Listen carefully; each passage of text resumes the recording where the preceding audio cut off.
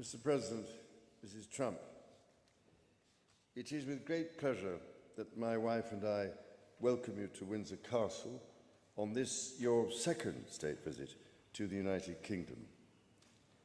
This unique and important occasion reflects the enduring bond between our two great nations, anchored by the deep friendship between our people. This relationship, which, with good reason, we and our predecessors have long called special, has made us safer and stronger through the generations. Our people have fought and died together for the values we hold dear. We have innovated, traded, and created together, fueling our economies and cultures through myriad forms of exchange. We have celebrated together, mourned together, and stood together in the best and worst of times.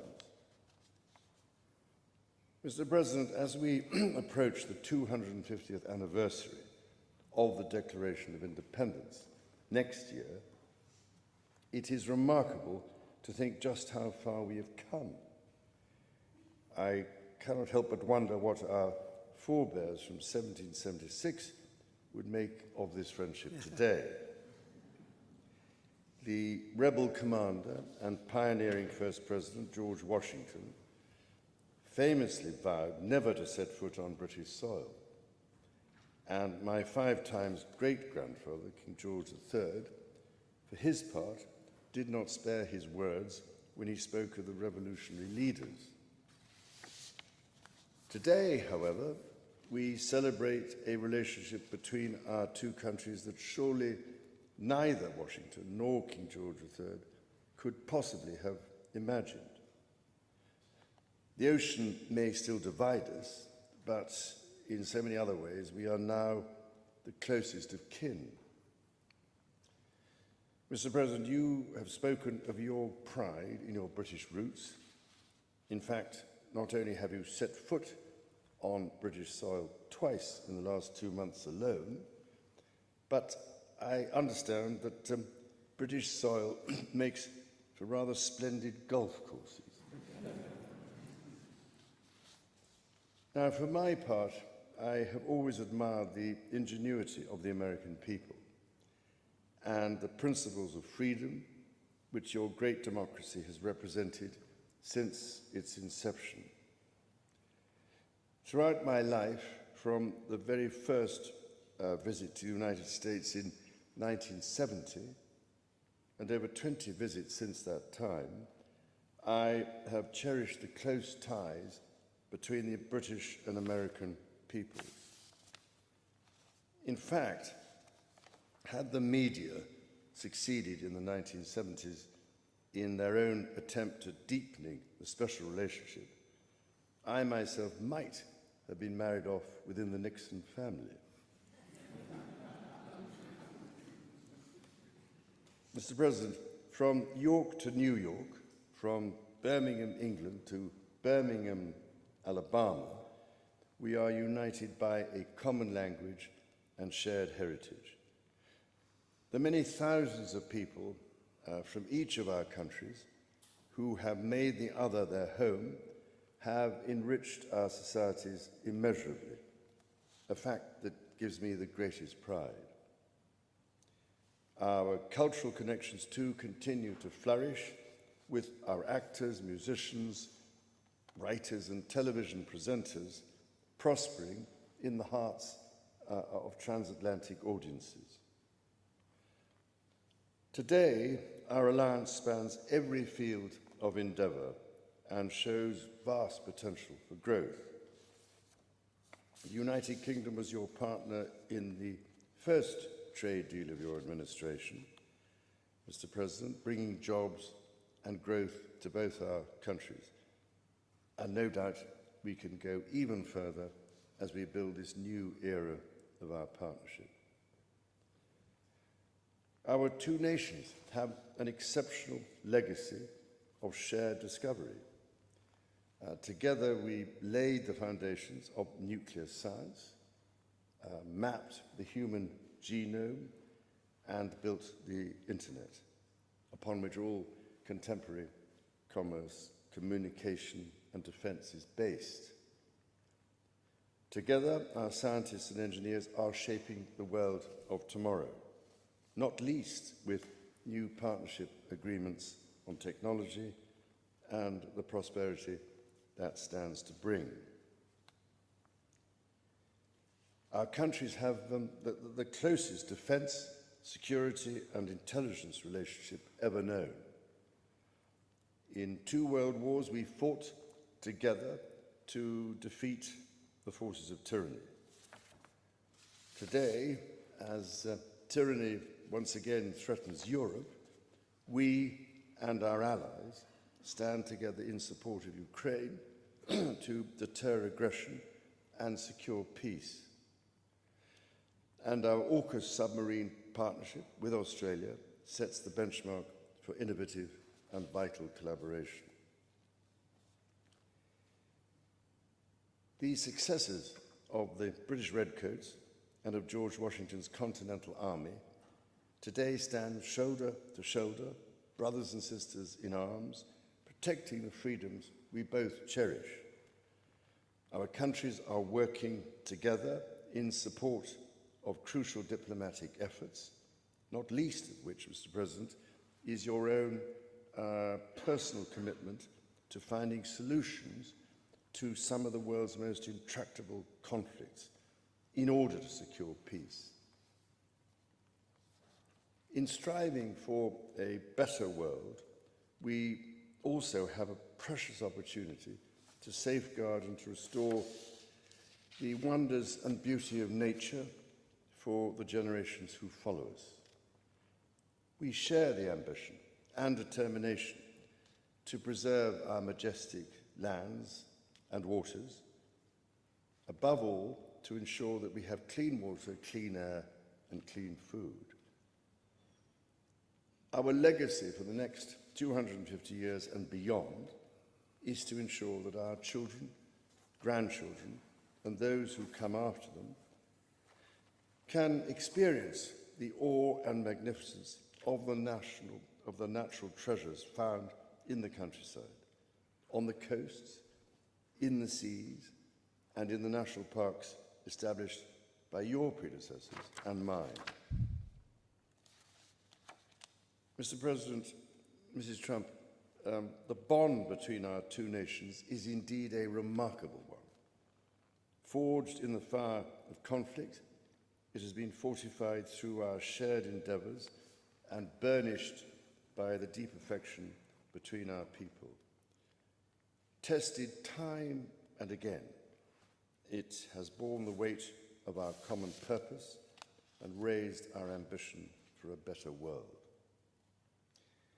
So, in renewing our bond tonight, we do so with unshakable trust in our friendship and in our shared commitment to independence and liberty.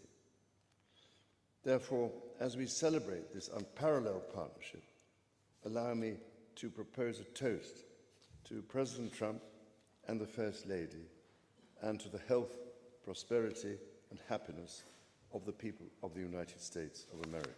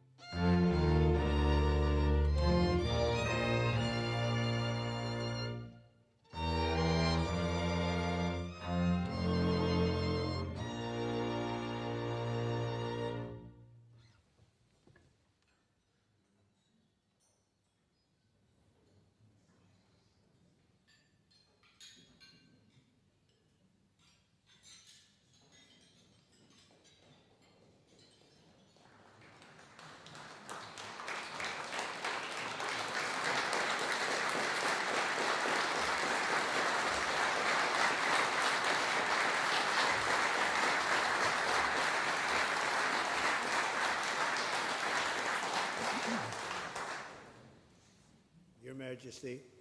Melania and I are deeply grateful to you and Queen Camilla for your extraordinary graciousness. And to William and Kate, thank you so much. It's been so great being with you today.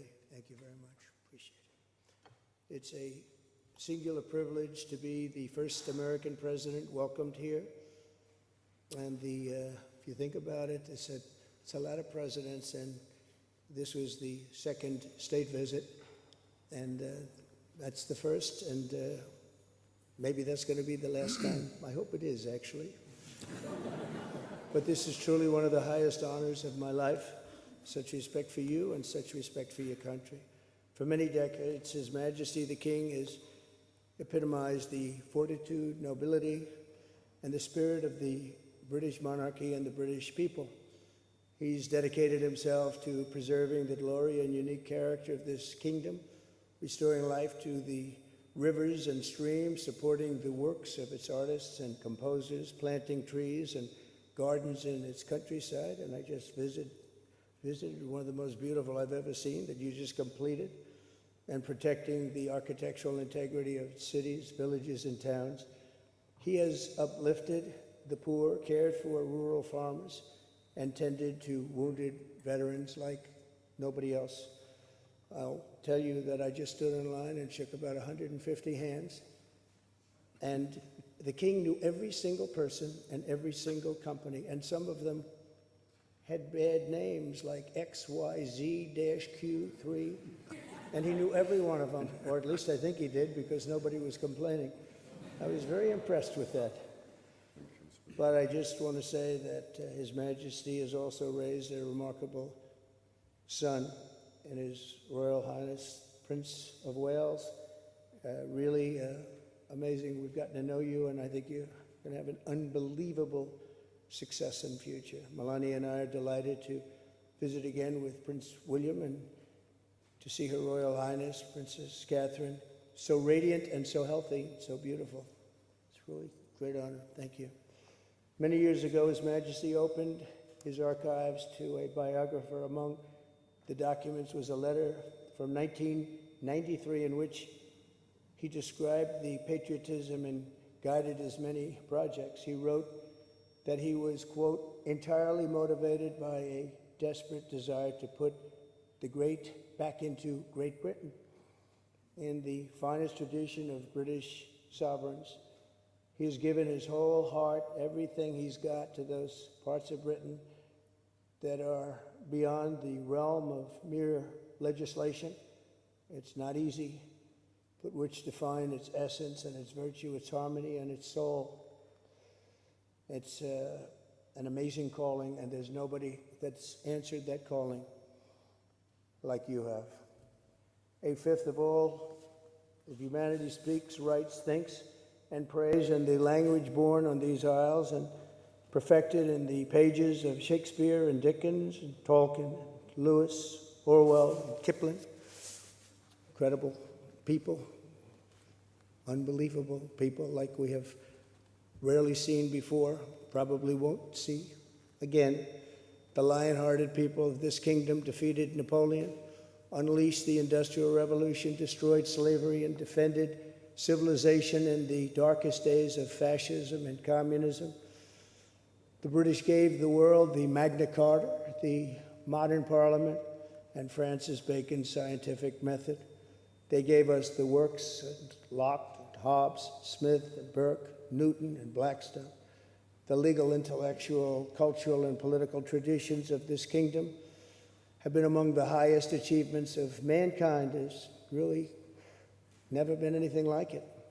The British Empire laid the foundations of law, liberty, free speech, and individual rights virtually everywhere the Union Jack has ever flown, including a place called America.